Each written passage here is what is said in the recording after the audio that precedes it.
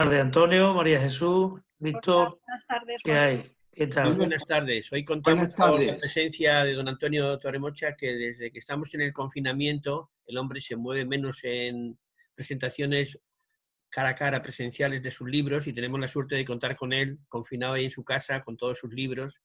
Y este lujo, que espero que no sea muy duradero, pero que mientras que lo tenemos, pues aquí tenemos la suerte de contar con su amistad, gracias a Víctor, que ha sido quien lo ha introducido en el grupo, y María Jesús.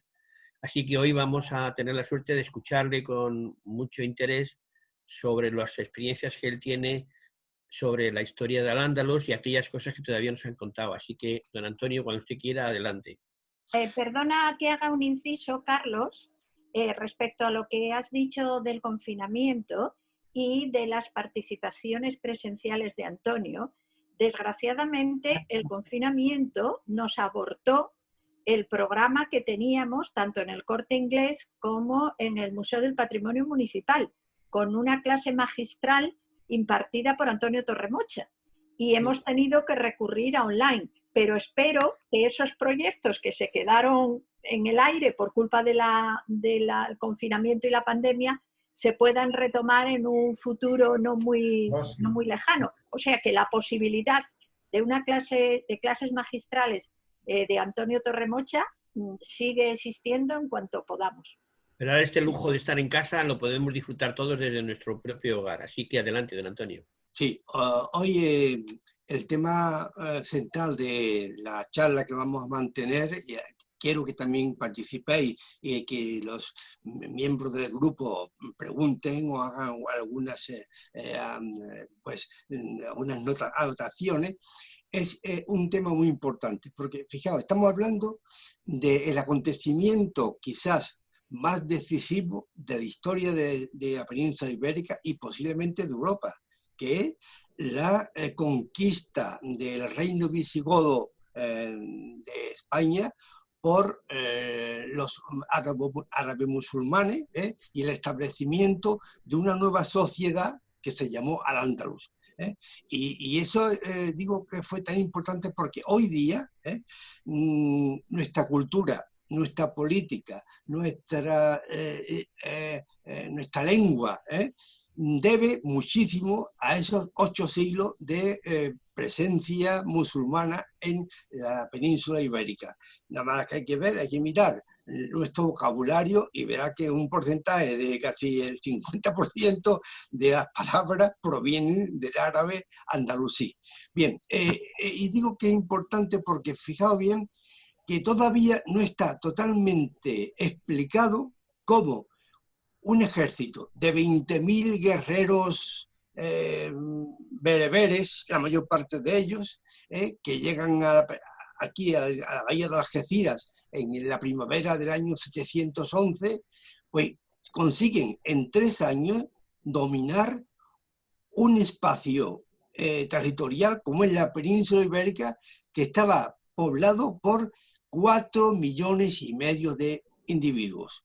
Es algo realmente casi inexplicable. Lo que pasa es que en mi libro de Tarki Musa intento aportar datos que expliquen cómo es posible que ese pequeño grupo de guerreros árabes, bueno, al principio ni siquiera musulmanes, porque los bereberes que llegaron con Tariq en el año 711, el 95% de ellos no estaban islamizados, de manera que al principio era una invasión bereber. Pues bien, ¿por qué? ¿Cómo fue posible que estos 20.000 guerreros en menos de 3 años se hubieran apoderado de toda la península ibérica y que incluso hicieron una incursión en Europa, donde Carlos Martello tuvo que paralizar allí en Francia, si no se hubieran apoderado de Europa? ¿Cómo es posible?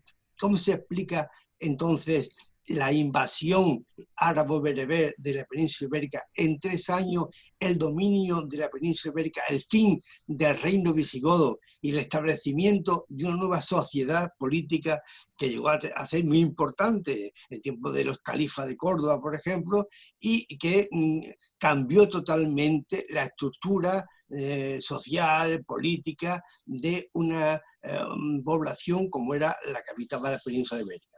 Bien, ¿y cuáles son las explicaciones que yo aporto en mi novela Tariq y Musa?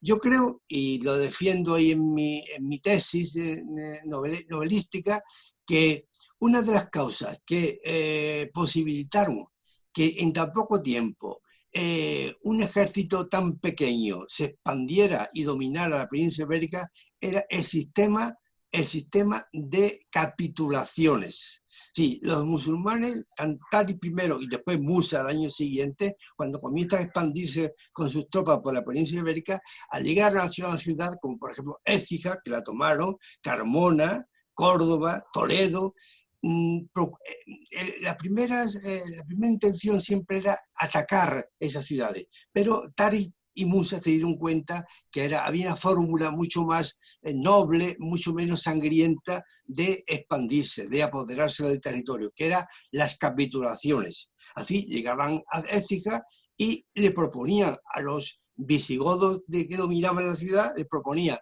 que o bien hacían la guerra, la asediaban, o bien llegaban a unos acuerdos.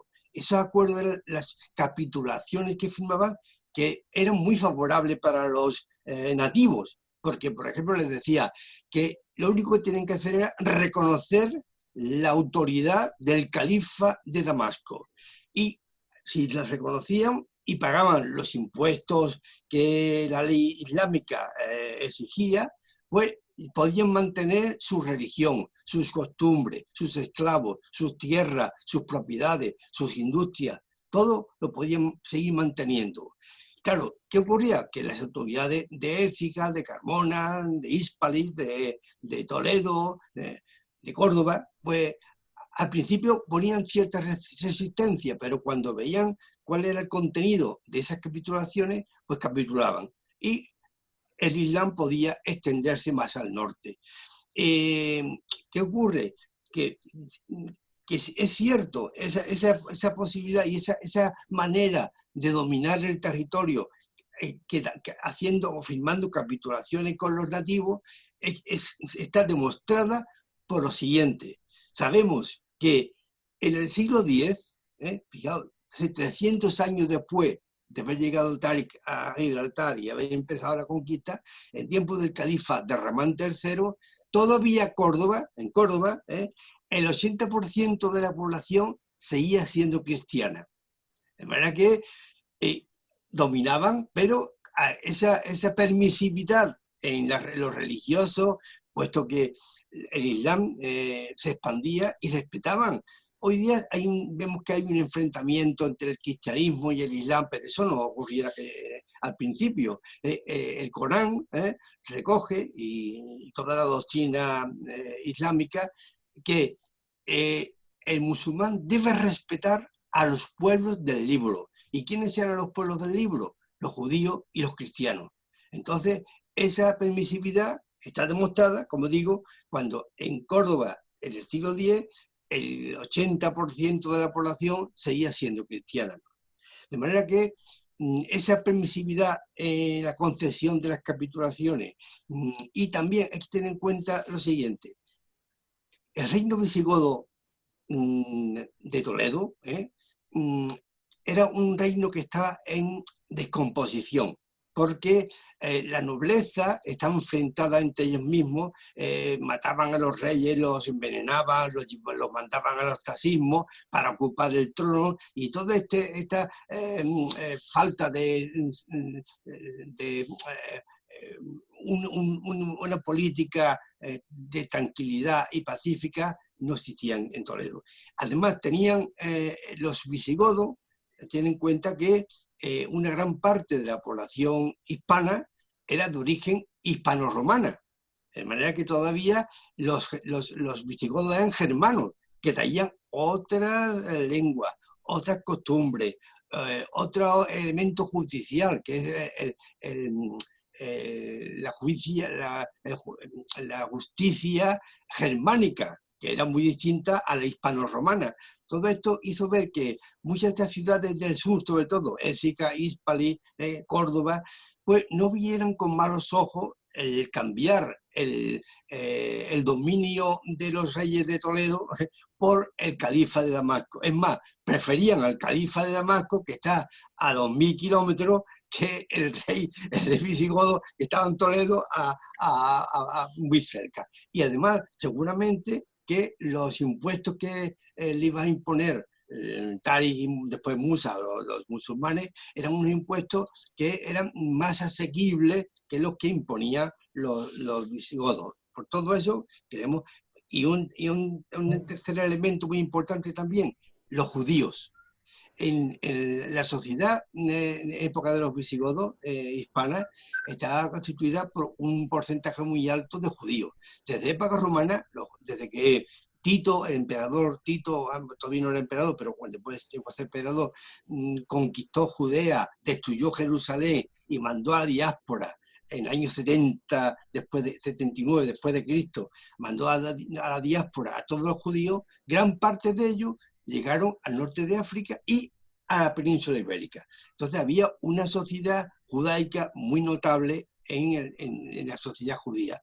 Mientras que los judíos se encontraban más a gusto dominados por el Islam que por los cristianos, puesto que si leemos un poco la historia, vemos que el reino de Toledo, el visigodo, en los concilios de Toledo, y están en las actas que se conservan, hay multitud de capítulos para someter a los judíos, prohibiendo los matrimonios mixtos, obligándoles a pagar un impuesto muy elevado, de manera que los judíos de Hispania también vieron con muy buenos ojos que les llegara un poder desde Damasco y que los sustituyeran por los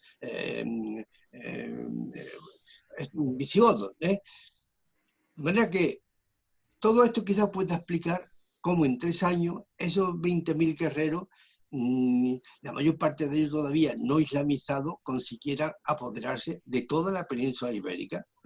Y con esos 3 elementos, las capitulaciones, el desapego de los hispanos romanos, de los visigodos, que eran germanos y por tanto gente muy poco civilizada para ellos, y en tercer lugar, la facción judía. Sabemos, y hay una serie de documentos que lo justifican, que por ejemplo en la ciudad de Écija, cuando la rodean los musulmanes, en tiempo de Tariq y sus tropas, los judíos salen a ofrecerse a Tariq y a entregarle la ciudad siempre que les respeten a ellos su religión y sus posesiones. ¿Verdad que esa especie de traición judía se iba a dar en otras ciudades de Hispania? Todo eso permite que primero Tariq con 20.000 guerreros y al año siguiente Musa. Ahora hablaremos qué diferencia hay entre Tariq y Musa. Tariq desembarca en el peñón de Gibraltar y en la bahía de Algeciras en la primavera del año 711 y comienza una invasión, pero todavía muy poco islamizada. El mismo Tariq no era musulmán y los bereberes que vivían con él, el 95% no estaban islamizados. Mira que hay primero una conquista bereber de la península ibérica. ¿Qué ocurre? Que Musa ben Nusair, que era el gobernador musulmán del norte de África, que estaba en Ifriquilla, lo que hoy es Túnez, ve con muy malos ojos que un subordinado suyo, y además que no es ni musulmán siquiera, esté tomando tanta importancia, tanto prestigio como general vencedor de los visigodos. Y entonces él al año siguiente viene con un ejército, pero esta vez formado por tropas árabes y sirias. Lo que en el año 712, con la llegada de Musa a la península ibérica, lo que tiene lugar es la sustitución de la legitimidad. Una invasión bereber del año 711 va a ser sustituida por la legitimidad árabe musulmana que la representa. Hay que tener en cuenta que Musa era yemení, era de la tribu de Lajme, entonces era gente de mucho prestigio, mientras que el pobre Tariq no era más que un bereber nacido en Nakur, ahí en el norte de Marruecos, y que llegó a tener, por su capacidad bélica y militar, llegó a ocupar un cargo de gobernador de Tánger, y por eso invade la península ibérica. Pero hasta que no viene al año siguiente Musa con sus tropas sirias y árabes, no se establece de verdad en la península ibérica un gobierno legítimo dependiente del califa de Damasco. Por tanto, hay que tener en cuenta que hay dos invasiones, la primera de Tariq y la segunda, la legitimista de Musa. Pero ambos van a encontrarse con ese reino decadente que es el reino visigodo de Toledo, que por las cosas que he dicho antes, estaba exactamente en declive y que va a ser sustituido por ese nuevo poder que es el Islam. Pero, perdón, Antonio, las capitulaciones, ¿quiénes empezaron a practicar? ¿Los bereberes o ya cuando vino el siguiente año el otro grupo? Las capitulaciones las empezó a hacer ya Tariq, pero hasta que no viene al año siguiente Musa con las tropas árabes sirias, no los vuelve a obligar a los nativos a firmar nuevas capitulaciones porque ya son legítimas, mientras que él considera que las que había hecho Tariq no eran legítimas porque no eran árabes musulmanas. Esto en la novela Tariq y Musa lo explico muy bien, cómo esto llega a un enfrentamiento entre Musa y Tariq. De la manera que en Toledo, cuando Musa, después de desembarcar en Algeciras, avanza hacia el norte y llega a Toledo, donde se encuentra a su general Tariq, que se había establecido en Toledo. Y ahí tienen un encuentro bastante, un enfrentamiento, hasta tal punto, el enfrentamiento que Musa lo va a someter, le va a llamar la atención y le va a dar con la fusta desde su caballo, le va a cruzar la cara por no haber obedecido a sus postulados árabo-musulmanes. De tal manera que, como se ve en la novela, al final de este periodo, en el año 713, Musa y Tariq son llamados por el califa Abdelmalik a Damasco.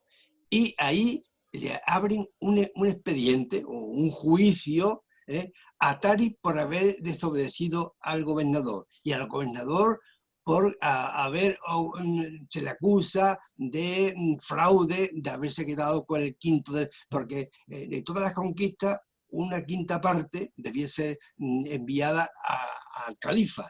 Pues se le acusa de haber defraudado al califato total, que al final Tariq vuelve a sus montañas de Nakur para seguir siendo un pastor más, después de haber sido el gran conquistador de Al-Ándalus, su vida acaba en su pueblo natal como un pastor. Y Musa es también castigado con una grande multa y muere asesinado en Damasco por uno de sus enemigos. ¿Verdad? Que los dos grandes conquistadores, uno bereber y el otro calví, yemení, los dos van a caer en desgracia después de haber sido los que consiguieron la gran conquista de una nación entera, que era toda la península ibérica, con 4,5 millones de habitantes. Una pregunta, esto Antonio. Es una aproximación bastante sucinta, pero si alguien quiere preguntar, podemos profundizar algo más con algunos de los temas que he desgranado en esta primera aplicación. Sí, una pregunta que te voy a hacer. El hecho de que al final se replieguen, vamos a suponer que los reyes católicos no hubieran conquistado Granada y no hubieran completado la reconquista total.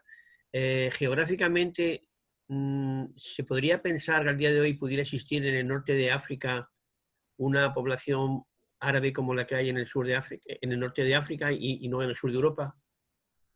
¿En la península ibérica te refieres? Sí, como un emplazamiento que podía haber empezado el mundo ahí antes. Desde el mismo año 711, cuando, que eso no lo hemos explicado, pero lo voy a decir, que cuando Tari desembarca, lógicamente los visigodos no eran tontos y se dan cuenta que están enfrentándose a un problema muy grave. Entonces el rey visigodo, el don Rodrigo, por desgracia para los visigodos, se encontraba en Pamplona, luchando contra los vascones. Los vascones desde siempre han sido bastante revoltosos y estaban enfrentados a los visigodos. Y don Rodrigo con su ejército tiene que marchar hasta Pamplona para someter a los vascones. Es el momento que aprovecha Táric para desembarcar en Gibraltar y en la bahía de Algeciras con sus 20.000 guerreros. Entonces, cuando le llega la noticia, en aquel tiempo no había teléfono, lógicamente, y cuando le llega la noticia al rey don Rodrigo, que está en el norte, pues había pasado un mes aproximadamente. Y otro mes tardó en volver con sus tropas para hacer frente a la invasión. De tal manera que en esos 2 meses que van, o 3 meses, desde abril de 711 y junio de 711, es cuando Tari utiliza ese tiempo para ir trayendo tropas desde el norte de África para formar su ejército. Y en julio es cuando don Rodrigo, con un ejército de unos 20.000 guerreros cristianos, que ha reunido de las distintas virreinatos que había en la Hispania, pues acude al sur para hacer frente a los invasores. Y ya sabemos, sobre eso hay unas cuantas dudas, donde se enfrentaron don Rodrigo con sus tropas a Táric con la suya. Parece ser que según las crónicas que se conservan, que fue en el Guadilaco, en el lago. El lago en aquel tiempo era la laguna de la Janda. Hoy día está disecada, pero era la laguna que había entre Tarifa y Vejer. Parece que ahí es donde empieza la batalla entre Táric y lo suyo y don Rodrigo con los cristianos que traía consigo. Pero ese enfrentamiento, esa batalla no duró un día, duró más de una semana. De tal manera que por eso las crónicas árabes a veces le llaman la batalla del Guadilaco, o sea, del lago, y a veces del Guadalete. El Guadalete es un río que está en el puerto de Santa María. Entonces, ¿cómo se explica esto? Pues que la batalla duró una semana. Entonces, primero se enfrentaron en la zona de la laguna de la Janda. Ahí hubo una primera victoria de los musulmanes. Don Rodrigo se retira hacia la zona del Guadalete y ahí tiene lugar ya el definitivo enfrentamiento, donde muere el propio rey don Rodrigo, muere en la batalla. Y acaba de esta manera el triunfo de las tropas de Tari. Pero fijaos, ¿cómo es posible también que esa batalla fuera tan decisiva? Hemos hablado de un reino visigodo en decadencia, donde los nobles estaban enfrentados. El propio rey los reyes visigodos se elegían no por una dinastía, sino por un método electivo. Los nobles se reunían y entre ellos elegían al rey. Por eso había tanta defenestración y tantas matanzas de reyes para ocupar a otro noble el trono. Pues bien, cuando don Rodrigo es coronado rey en Toledo, lo hace en contra de los hijos del anterior rey, Witiza. Y Witiza tenía don Opas y otros 2 hermanos más. Uno de ellos era obispo de Sevilla. Y parece ser que estos nobles, con sus tropas, cuando llega la batalla del Guadalete, traicionan a don Rodrigo y se pasan a la fila musulmana a cambio de esas capitulaciones. O si no se pasan, al menos dan la vuelta y abandonan y dejan en soledad a don Rodrigo. Pero por eso, hay un porqué, Antonio. En tu libro, justamente, el inicio de que pueda pasar Táric a la península, ¿me escucháis bien? Sí, un poco bajo te oímos.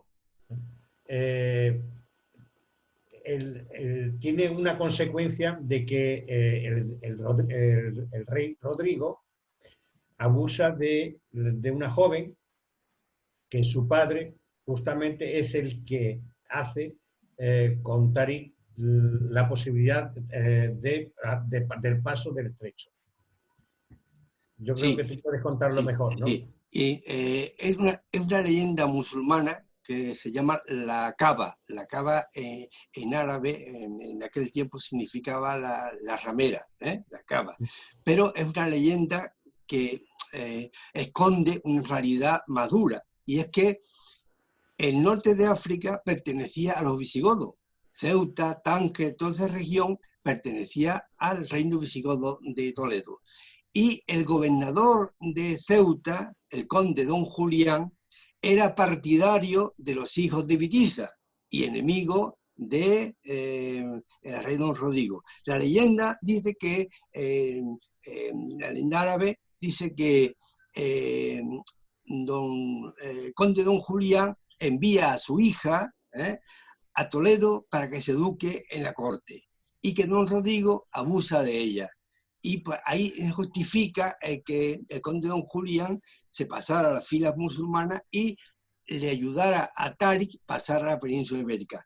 Pero parece ser que eso es una leyenda que esconde la verdad, que la verdad era que el conde don Julián era partidario de los hijos de Vitiza y enemigo de don Rodrigo. Y por eso le abre las puertas de la península ibérica y le da los 3 barcos que tenía en Ceuta, se los pone a disposición de Táriq, puesto que los musulmanes hasta el año 711 no tenían escuadras, eran todas conquistas terrestres. Al llegar a Ceuta se encuentra con que el conde don Julián les ofrece sus barcos de comercio para que pasen a la península ibérica. Y a cambio, dice la crónica árabe, que Táriq lo nombra gobernador de Algeciras y de su territorio. De manera que ahí, como veis, se van a entrelazar diversas circunstancias para favorecer esa invasión y esa expansión por la península ibérica. Debe ser cierto lo del conde don Julián y su alianza con Táriq, porque no ves que Musa al año siguiente desembarca en Algeciras, desaparece de la historia el conde don Julián, porque debió caer en desgracia. Si no la mataron, pues fue ya relegado del poder por las tropas que venían con Musa. Lo de Musa es muy interesante. Carlos, ¿sí? Y la pregunta que hacía Carlos sobre que la península, el sur de la península ibérica podría ser, digamos, de habla árabe, ¿no? ¿Decías, Carlos? Sí. Bueno, ¿por qué la frontera se ha quedado en Gibraltar y no ha podido subir? Simplemente eso, ¿no? Claro, sí. Vamos a ver. La expansión primera del siglo VIII de los árabes musulmanes llega hasta la frontera del Duero. Incluso en el Duero van a establecerse una serie de bereberes, pero en las montañas del norte, la montaña galaica y astúrica y cantábrica, es donde se iban a resguardar a todos los soldados que fueron vencidos en la batalla de Guadalete y muchos visigodos que no quisieron ponerse bajo la autoridad de los musulmanes y se refugiaron en el norte. Y ahí en Asturias, como dice la leyenda y las crónicas cristianas, es donde empieza la Reconquista. De manera que la Reconquista, que hoy día es un nombre que está muy devaluado, diciendo que no, ni ha existido invasión musulmana y son los negacionistas típicos y que tampoco hubo reconquista, pues no es cierto, porque todos esos señores, toda esa nobleza, todos esos guerreros que se habían refugiado en la región cantábrica y en Asturias, tienen deseo de recuperar las tierras que le habían pertenecido. Y desde muy temprano, desde el mismo siglo VIII, ya comienzan a expandirse hacia el sur, favorecido porque los musulmanes se quedan en el río Duero, y de manera que del Duero hacia el norte va a ser un territorio donde se va a expandir los cristianos que estaban refugiados en las montañas mediante la presura y la apricio, que es el establecimiento de repobladores que van y poco a poco se van extendiendo. Pues esa reconquista que empieza muy temprana, a veces iba a ser paralizada porque van a llegar nuevas oleadas de invasores. Llegan los almorávides en el siglo XI, que recuperan territorios que habían perdido, y en el siglo XII llegan los almohades, que van a apoderarse de toda la península ibérica, casi. De tal manera que fueron retrasando esa expansión cristiana que a la larga iba a ser irreversible.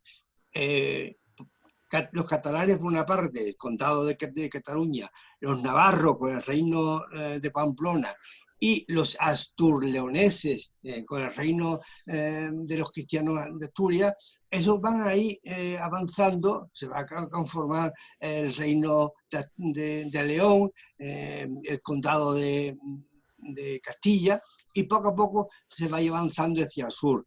Y ahí se empiezan las cruzadas también en el reino de Al-Ándalus, ¿no? Claro, entonces, incluso a veces con la ayuda extranjera, por ejemplo, Carlomagno también colabora en la expansión, de tal manera que ese proceso de reconquista, que a veces, ya digo, hay algunos autores actuales que lo están negando, pero existió, y existió. Si uno lee la crónica de los reyes de Asturias, León, del siglo VIII, perdón, IX ya, ahí dice claramente que se consideran los herederos del reino de Toledo. Por lo tanto, lo que quieren es recuperar las tierras perdidas. Eso va a ir avanzando a lo largo de los siglos, lo que pasa es que tarda 8 siglos en que eso se consolide. Y al final, hacia el año 1238, es decir, en el siglo XIII, solo quedaba ya el reino de Granada. El reino de Granada, musulmán de Granada, un nazarí que conformaba las provincias de Almería, Jaén, Córdoba, Sevilla y parte de Cádiz. Y ese último reducto del Islam hispano, que es el reino de Granada, también va a caer ya al final por la presión de los castellanos del reino de Castilla, con los reyes católicos en el año 1492, con lo que se acaba.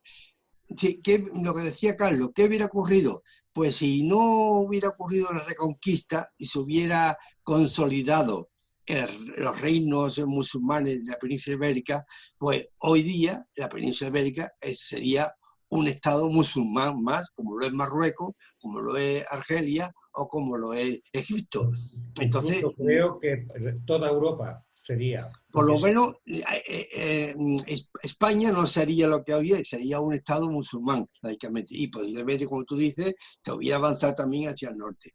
De tal manera, pues, como digo, en nuestra sociedad tiene unos grandes débitos hacia la cultura árabe musulmana.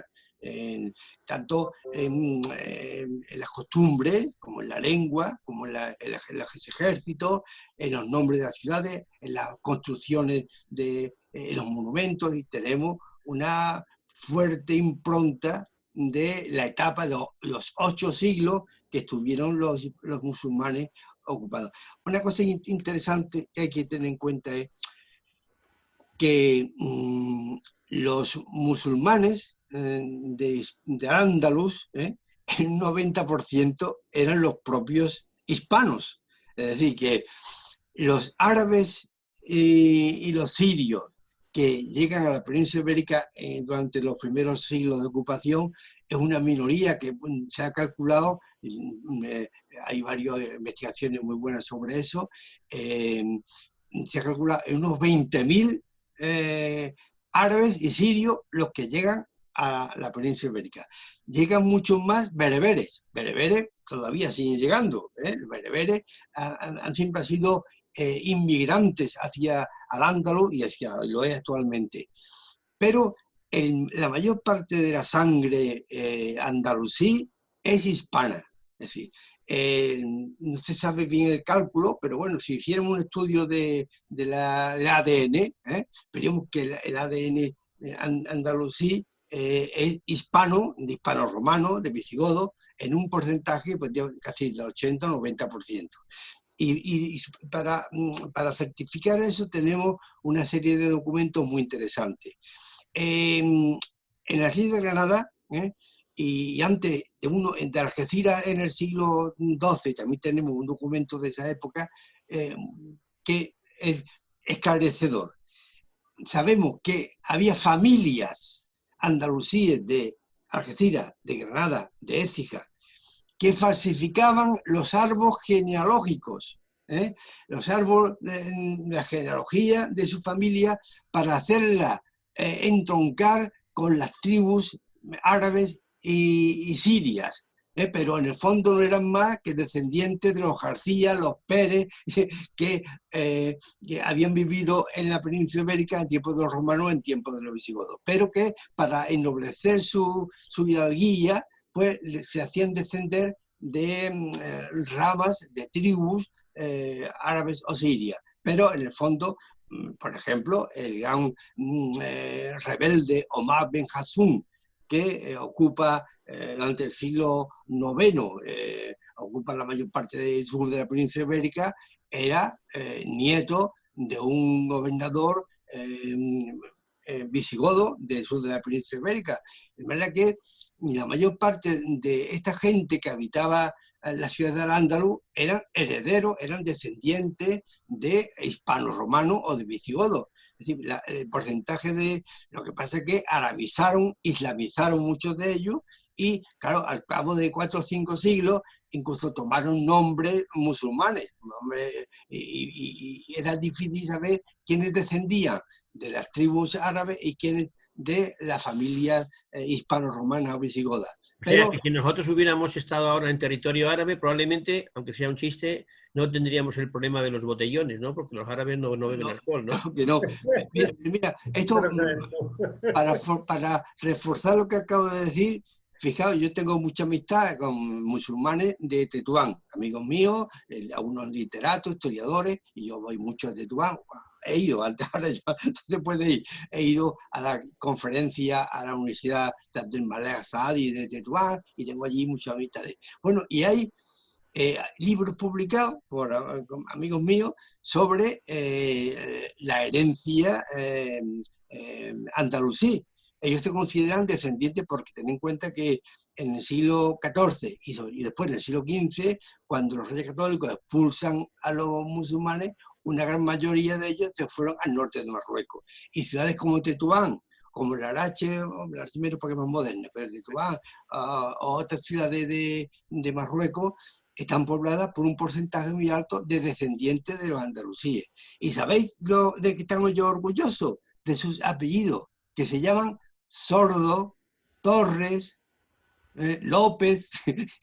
Y lo que quiere decir que ellos son descendientes de los andalusíes, que a su vez eran descendientes de los hispano-romanos, ¿verdad? Que de religión musulmana, pero eran, ya digo, actualmente pues, esos andalusíes que ellos se consideran moriscos de Tetuán, están orgullosos de sus apellidos.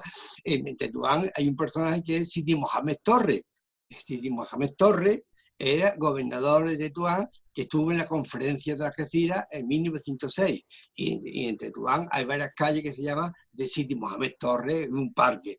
Es decir, que ellos se consideran descendientes de la Andalucía, pero con esos apellidos no son árabes de Arabia, son descendientes de los hispanos romanos y de los visigodos que islamizaron.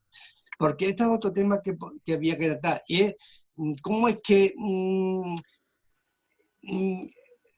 muchísimos de los andalusíes continuaron siendo cristianos. He dicho antes que en esas capitulaciones se les permitía continuar con su religión.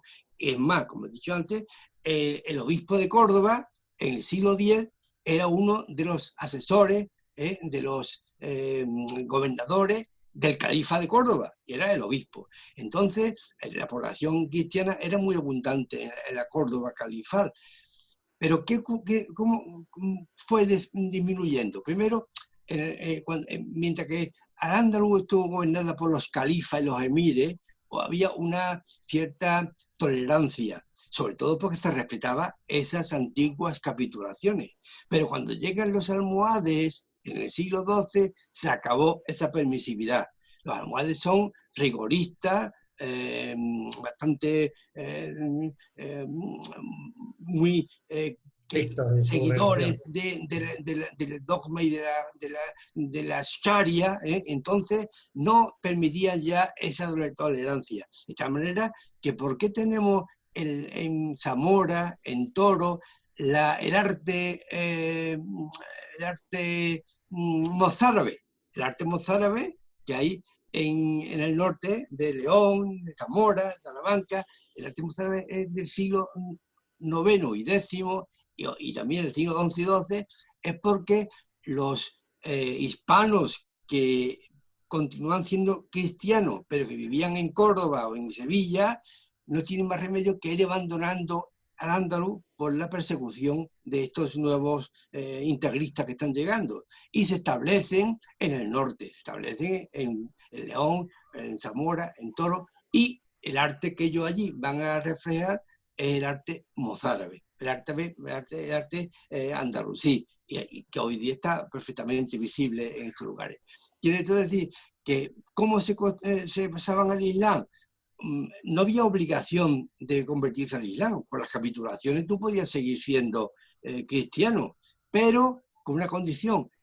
Los fieles o la gente del libro, judíos y cristianos, tenían que pagar la jizya, un impuesto especial.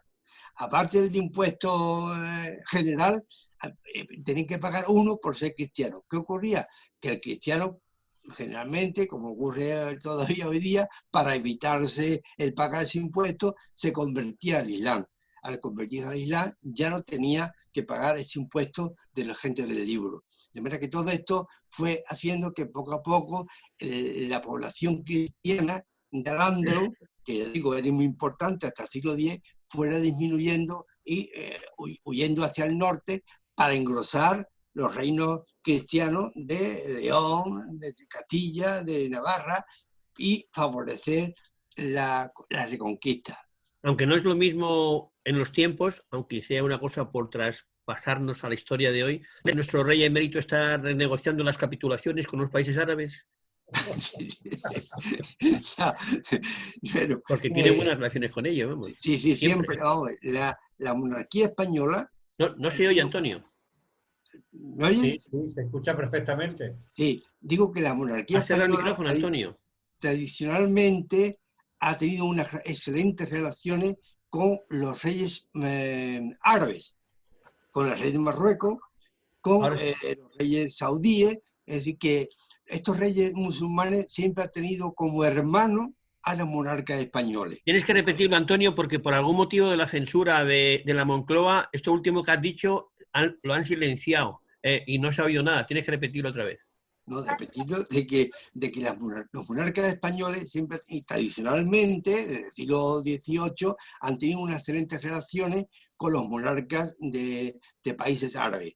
Por ejemplo, el rey de Marruecos siempre ha dicho, por ejemplo, el rey Hassan II llamaba hermano a Juan Carlos, y Juan Carlos I tenía unas excelentes relaciones con todos los Emiratos Árabes, con Arabia, porque estos pueblos han siempre considerado a los monarcas españoles como hermanos, desde la Edad Media. Es decir, que hay, por ejemplo, si miramos la monarquía de Suecia, no tenemos noticia de que haya una relación entre el rey de Suecia y los reyes de las monarquías árabes. Y en cambio, los españoles están muy bien relacionados, siempre lo han estado, nuestros monarcas, con el rey de Marruecos y con los países árabes y sobre todo con Arabia y con los Emiratos Árabes. Y una pregunta, esa euforia que dio en 1492 el final de la Reconquista y que lanzó a los reyes católicos a la conquista mundial a través de Colón y demás, ¿cómo se explica que coincidiera el derrocamiento del Islam y el levantamiento mundial? ¿Cómo entra dentro de la lógica en la historia mundial? Castilla era un reino en expansión, un reino militar muy rico y en expansión. Entonces, la idea de los reyes de Castilla, desde el siglo XIII, era la unificación de la península ibérica, crear un reino que englobaba a Portugal, a León, Castilla, Navarra, los condados catalanes y el reino nazarí de Granada. Así que, y los reyes católicos llevan esa política, a veces mediante acuerdos matrimoniales. Por ejemplo, con Portugal hay un acuerdo matrimonial que fracasa, pero había un intento de unión con Portugal que lo consigue después Felipe II, más tarde. Con Navarra también se consigue cuando en tiempos de Fernando Católico se conquista el reino de Navarra y se unifica en una Castilla.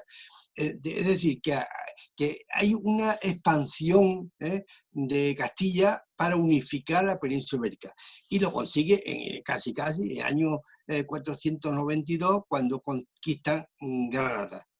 Pero ahí no termina el instinto expansivo de Castilla.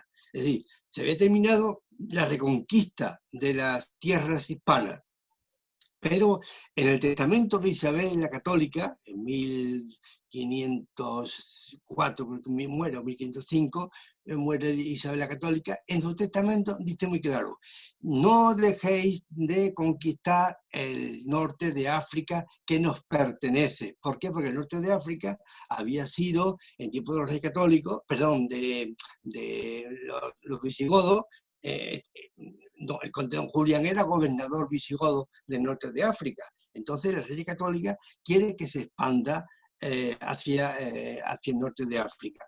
Y cuando consigue la unidad con Aragón, y Castilla y Aragón se unen dinásticamente, las personas de Isabel y de Fernando, el reino de Aragón tiene una visión expansiva hacia el Mediterráneo, hacia Baleares, después Grecia, los presidios que todavía algunos pertenecen a España, del norte de África, Melilla, Alcázar-Seguir,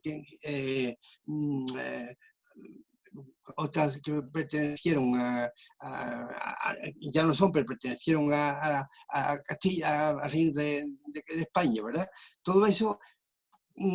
Aragón quiere expandirse hacia el Mediterráneo oriental, y Castilla encuentra una nueva ilusión con la expansión hacia el mar, a la búsqueda de, según dice Colón, de las tierras de la pimienta, de la canela, del otro lado del mar. Lo que pasa es que ni Colón ni la Isabel Católica sabían que expandiéndose hacia el océano iban a dar con un nuevo continente. Colón lo que pensaba era llegar a la China y a Japón y a la isla de las Especias, ¿verdad? Pero se encontró. Entonces, Castilla tiene también esa bahía, así consigue. Aragón se extiende hacia el Mediterráneo, Castilla hacia Poniente, ¿no? Hacia el oeste. Y así se conforma una monarquía hispana universal en tiempos de Felipe II, pero que todo eso está gestado ya en la reconquista y en el pensamiento de los reyes católicos. Una vez que desaparecen, tienen la idea de que Castilla y España tienen que extenderse bien a un lado y a otro. Es decir, que en el fondo esa idea de la reconquista va a continuar, va a prevalecer una vez que se acaba con el reino musulmán de Granada, hacia el mar, hacia el norte de África y hacia el océano Atlántico y las nuevas tierras de las Indias. ¿Tú crees, Antonio, ahora que tanta hegemonía que tenía el catolicismo en aquella época para poder aglutinar todo ese poderío, y que hoy día la desacralización, la falta de fe como tiene hoy día el pueblo, que aunque es católico no es tan practicante, pueda impulsar un poco a la reconquista pacífica o no más del Al-Ándalus? ¿Te refieres a la religión? A la recuperación, porque hoy día no hay un veto por parte del catolicismo como lo había entonces. Claro, hoy se crearon las cruzadas, pero hoy día dijéramos que si se impone de una manera culta o civilizada el islamismo hacia el Andalus y lo reconquistan de una manera con capitulaciones, como si dijéramos, o sea, con negociaciones que podrían a lo mejor entrar mucho más de esa cultura. Creo que es imposible. Bueno, lo que sí está claro es que las tornas están cambiando, y ahora lo que hay es una nueva reconquista, pero del Islam sobre Europa. Eso está claro. Entonces ahí ahora mismo estamos viendo claramente que hay una penetración de lo musulmán en las sociedades cristianas. Por ejemplo, la sociedad, la población musulmana de Andalucía, de España, es bastante potente. Y además porque las democracias tienen esa debilidad de permitir que las religiones se expandan. Entonces, tenemos aquí mezquitas, cementerios musulmanes, cosa que lo prohibieron los reyes católicos en su momento, pero ahora mismo, ¿qué puede ocurrir? Pues ahora hay una reconquista del Islam hacia Europa. ¿Qué va a ocurrir? No lo sabemos, pero bueno, no lo vamos a ver, pero está claro que el Islam está progresando en las sociedades de la Europa Será occidental. anecdótico, pero cuando tú vas y en Algeciras, y aquí en Estepona, que estamos muy cerquita, yo no te voy a decir el chiste, pero vamos, entras en Mercadona y el 30% son mujeres de Marruecos, más que españolas, ahora que no hay turistas. En Algeciras se cree que hay ya 10.000 musulmanes habitando Algeciras, 10.000 musulmanes. Es una de las ciudades con mayor... Y hay varias mezquitas. Yo tengo gran amistad con Jerónimo Páez, que era el director de Andalucía, el director de las grandes exposiciones que están hechas en Rabat, en Córdoba, en Sevilla, y siempre me decía que desde un punto de vista no había que permitir la construcción de mezquitas en España, siempre que no hubiera una reciprocidad. Claro. Es decir, si yo en Rabat no puedo construir una iglesia católica, no se puede permitir tampoco se hable aquí, que se construya una mezquita. Bien, pero sabemos que el Islam no va a permitir nunca la expansión del proselitismo cristiano. Eso está tan prohibido que con cadena perpetua está condenado el que abandone la religión musulmana y se pasa al cristianismo.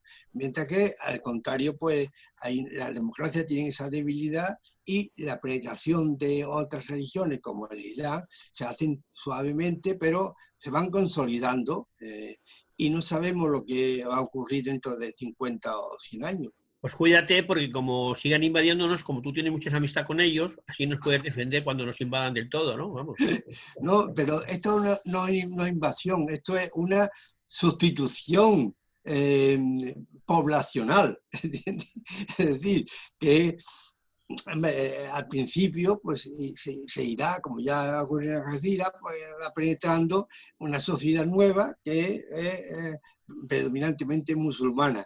Pero bueno, sobre eso habría mucho que hablar, sobre la permisividad que se está permitiendo todo esto, pero bueno, es un tema que se escapa a nuestro tema de hoy, que era el nacimiento de Al-Ándalus y cómo se expande esa nueva sociedad desde el año 711 y ocupando Al-Ándalus, que Al-Ándalus es una sociedad nueva, pero con un trasfondo musulmán y también cristiano y hispano-romano. Para las próximas reuniones que tengamos dentro de un mes, Dios mediante, tendríamos interés también mucho a lo mejor en que tú, como profesor que eres, pues nos mezcles un poco lo que sería desde tu punto de vista lo que es la cultura antigua, la educación en las escuelas, en las universidades y lo que hoy está siendo. Sería interesante comparar las tendencias de entonces y los cambios de ahora, aunque sean muy informáticos, pero que en definitiva el pozo de la cultura que se tenía en ese Al-Ándalus, en ese reino de Granada, era tan culto, tan amplio, para llegar a hacer esas construcciones sí, sin informática ninguna, ¿no? Sí, yo... hoy está muy en boga hablar de las tres culturas. Hay una asociación, incluso una fundación en Sevilla, creo que es de las tres culturas. Yo estoy, junto con amigos míos arabistas, estoy en contra de ese concepto, porque nunca existieron... Esta fundación de las tres culturas se crea para demostrar que hubo una tolerancia en Al-Ándalus y las tres culturas pudieron convivir perfectamente, todo eso es incierto. No, hay una cultura predominante que es la árabo-musulmana y otras culturas, que es la cristiana y la judía, que se tienen que adaptar a esa cultura superior. De esta manera que la cultura judía, si se permitió en Córdoba con Maimónides, pero si vemos bien, escribían en árabe y eran musulmanes, aunque con otra cultura, otra religión, pero no existía esa tolerancia. Había una cultura que era la que predominaba y tenía sometida a las otras dos. De esta manera que solamente cuando llega el rey Afonso X el Sabio en Toledo, crea la escuela de traductores, ahí sí, pero ya eso es una sociedad cristiana. Ahí sí se da perfectamente las tres culturas. Ahí Afonso X el Sabio va a reunir sabios, musulmanes, judíos, cristianos, para ir traduciendo las grandes obras del pasado a la lengua castellana, al latín, al judí, a la hebrea, al árabe. Pero en Al-Ándalus no existió esa tolerancia que quieren demostrarnos la fundación de las tres culturas. Hay una cultura importante. Quizás sea por eso, como tenemos muchos genes de Al-Ándalus, todos los que somos hispanos de ahora, quizás por eso somos a veces un poco más lentos a la hora de adaptarnos a los cambios anglosajones, ¿no? Sí, pero Carlos, no te engañes. Nuestros genes no son árabes. Los genes que son hispanos en un 90%, pero que los hispanos que se convirtieron al Islam, pero étnicamente los árabes, los sirios, los bereberes eran una minoría. De manera entonces, que ¿tenemos más de visigodos que de árabes? Claro, de hispanos romanos. Aquí había 4,5 millones de hispanos romanos y visigodos cuando llegan los musulmanes. Y, lógicamente, no está en la religión, la cultura, la arquitectura, todo eso, pero la etnia, lo que es el ADN, ese ADN nuestro, entronca con los hispanos romanos y con los visigodos, sobre todo. Pero no, si se hicieran estudios del ADN, nuestra herencia ADN de los árabes de Arabia, de los sirios, es insignificante.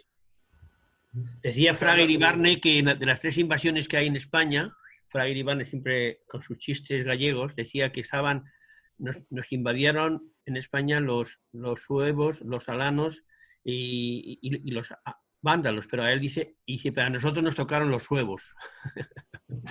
Sí, bueno, claro, nuestra herencia genética está en suevos, vándalos, alanos, visigodos, hispanos romanos, muchísimo.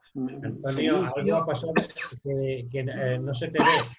Bueno, pero se le oye, no pasa nada, se le oye la voz. Has tocado la cámara y has quitado has detenido el vídeo. Sí, no importa. No, yo no he tocado nada. No. En la parte izquierda de abajo has tocado, a lo mejor se ha tocado la parte donde pone detener el vídeo y aparece tu nombre en vez de tu imagen, pero no pasa nada, el sonido llega. Ahora perfecto, está bien. Ahora está bien, ¿no? Perfecto. He tocado es que eres un temperamento tan vivo que tocas hasta los ordenadores. Bueno, pues vamos a hacer una parada porque ha llegado nuestro tiempo de reflexión, hemos agotado también tu paciencia y tu bondad y nos proponemos a una nueva reunión que podemos ver y marcar más o menos dentro de un mes, que ya estaremos metidos en el confinamiento de septiembre, sabremos si las escuelas van a ser virtuales o van a ser presenciales, sí. O si nos vamos a confinar otra vez y a volver otra vez a ver el telediario desde las 9 de la mañana, yo qué sé. Pero en un mes habrán cambiado muchas cosas y tendremos la ocasión. Ya daremos el título, en vez de improvisarlo ahora, piensa un poco en aquello que te gustaría que hiciéramos y marcamos una reunión cuando te convenga dentro de un mes, dentro de 4 semanas. Veremos un tema que sea interesante y nuevo, novedoso. Sí, porque efectivamente, siguiendo esta pauta, lo que sí es verdad, y yo creo que todos están de acuerdo conmigo, es que tenemos muy pocos conocimientos de aquella época que fue crucial no solamente para España, para la península, sino para toda Europa. Que la Europa de hoy tiene mucho que ver. Nace justamente en esa transición que se hizo al Andaluz, ¿no? Sí, bueno, la verdad es que la cultura que se va a crear en el andaluz tiene una repercusión universal, eso está claro, ¿no? Y no digamos, las naciones hispanas de Hispanoamérica también recogen la herencia del andaluz, tanto en el arte como en la literatura, en las costumbres, todo, claro. Dejamos pendiente la temática para el tema, voy a cerrar la grabación y luego... Vale, Carlos, me gustaría decir una cosita. Adelante, Si venga, por favor. Bueno, yo solo me conocéis bueno, sobre todo a María Jesús. Yo soy profesora de inglés y, bueno, de secundaria, ¿vale? O sea, que tampoco soy de historia. Pero hice un máster de literatura en la Complutense y me cogí una asignatura que era muy curiosa, que era literatura árabe. Y solo éramos, fijaros, en la Complutense 4 locas, o sea, una asignatura que mantuvieron de milagro en aquel momento, y la profesora era egipcia, ¿vale? Y fue un regalo, porque la gente no se matriculó porque se pensaban que lo íbamos a tener que dar en árabe, y nosotras dimos por hecho que no. Y a mí me llamó muchísimo la atención, bueno, yo fui como de las últimas generaciones ¿Era tu profesora Soja? Sí. Soja, sí. Era tu profesora, sí, ¿no? Sí. Sí, es que me encantaba. Bueno, tenía así mucho carácter. Bueno, no, supongo que tiene mucho carácter, sí. Entonces... Era palestina, es palestina. Eso no lo sabía. Sí, Soja Ella nos palestina. dijo Sí. egipcia. Vale. Bueno, lo que me llamó la atención es que yo soy como de las últimas generaciones que estudió EGB, BUPICO, ¿no? Antes de que todo cambiara. Y yo era bastante empollona, o sea, que no son como cosas, y me encantaba la historia y tal. Y yo, hasta no llegar a la universidad y hacer un máster, nos estaba contando cosas de Al-Ándalus y de todo el legado de los árabes. Es que lo que ella hizo fue, pero chicas, si no sabéis nada de la historia, yo no os puedo explicar la literatura, además es muy directa, si la conoces, yo no os puedo explicar la literatura si no sabéis nada de la historia, y es como, bueno, sabemos lo que nos han contado los profesores en el instituto. Lidia, vienes a ratificar lo que estaba yo comentando. Sí, claro, es que es una cosa que me quedó muy marcada, han pasado ya varios años y ahora me preocupa porque, bueno, en las clases, yo estoy en Madrid, ¿no? Hay un montón de alumnos de Marruecos sobre todo, ¿no? Y la verdad que los chavales se integran bien, si luego los prejuicios son más de los adultos. Pues tú tienes ahora mismo en la mano la temática para la próxima reunión para que la puedas desarrollar y tener tu ponencia también. No, a mí lo que me preocupa es, jope, es que no se cuentan nada de esto. Yo no sé si los libros de ahora, bueno, ahora se cuenta, era igual hasta peor, de la ESO y del nuevo sistema. En 1975 yo llego aquí a la península. Me habían llevado mis padres fuera y vuelvo. Entonces me interesó. ¿Dónde estabas? Bélgica. En Bélgica. Yo viví 2 años en Bruselas también. Pues mira, igual, pero si fue antes de la 70. No, que va. 2006-2008, sí. Yo intenté de buscar libros porque quería saber de mis orígenes, de andaluz, que yo siempre me he sentido muy, muy, muy andaluz. Soy cordobés. Y entonces no encontré nada. Ni en bibliotecas, ni en librerías. Y mira que me las pateé, ¿eh? Mira que pregunté, porque tenía interés, ¿no? De hecho, al no encontrar nada, me volqué y dije, bueno, pues voy a estudiar algo que me puede interesar y me fui hacia las cruzadas. Madre mía. Antonio sabe de qué estoy hablando, porque claro, me entró y María Jesús también. Algo que verdaderamente es increíble lo que pasó desde esa época, ¿no? De las cruzadas en toda Europa. Todo cambió, todo también como Al-Ándalus, ¿no? Y entonces, bueno, pues, pero no encontré nada. No había, en 1975 no había literatura en español. Luego supe que podía haberlo hecho a través de libros francés, que yo soy bilingüe, y podía, en Francia sí hay literatura sobre Al-Ándalus, pero aquí no. De hecho, yo estoy intentando de traducir el libro de Tariq y Musa a Antonio Torremocha al francés.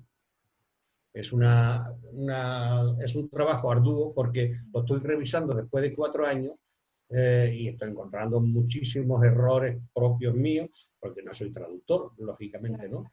Y entonces no gusta la traducción y tiene que quedar de tal manera que guste lo mismo que en castellano, ¿no? Y eso es difícil. Pero bueno, Lidia, pues tú pones a través del WhatsApp esto que tenemos de arquetipos, pones tus comentarios, tus cosas, y vamos confeccionando la carátula, la temática, y con la A mí me presencia... preocupa cómo se está contando ahora y cómo se desprecia todo eso. Y me da mucha rabia porque solo se habla de lo árabe y de lo musulmán de forma despectiva. Pero teniendo la suerte de contar con don Antonio, que es un amante y conciliador, porque parece que es el representante, el que tiene el documento de... Es que lo es. De los acuerdos. No solamente aquí en la península, sino también es muy conocido en las universidades árabes. ¿O no, Antonio? Sí, bueno, intento que me conozcan, sí. Por esto, Sobre todo en como Marruecos, representante de las capitulaciones, a ver si expandimos a través de las capitulaciones que hemos aprendido aquí, más capitulaciones para que se pacifique un poco el mundo, porque hace falta un montón de capitulaciones por ahí, ¿eh? Es que hay que cambiar, si no cambiamos los libros de historia, quiero decir, es lo que yo pienso. Si no se cambia lo que nos han contado de la transición o del rey Juan, ¿cuándo se va a cambiar todo eso? Pues gracias, Lidia, por no quedarte callada y no... La UNED y con Antonio Torremocha. Es verdad, yo me suelo quedar callada. Pero por favor, tú con tus conocimientos, no es justo que te lo quedes, porque saber de ti y conocerte un poco más es también un lujo de contar con la amistad que tienes tú con María Jesús, y que es lo que queremos, que esto no sea un monólogo, sino que sea un tema de participación entre todos, porque todos aprendemos de todos, cada uno en proporción. Así que dejamos por concluida la reunión de hoy. Quedo pendiente en preguntarte la temática o el título. Lo elaboramos con el jefe supremo de las capitulaciones, don Antonio, y ya le damos paso para... un tema interesante. Antonio, muchísimas gracias. Gracias, don Antonio. Gracias, muchísimas gracias. Gracias, Lidia. Y gracias a todos los asistentes por estar aquí. Gracias.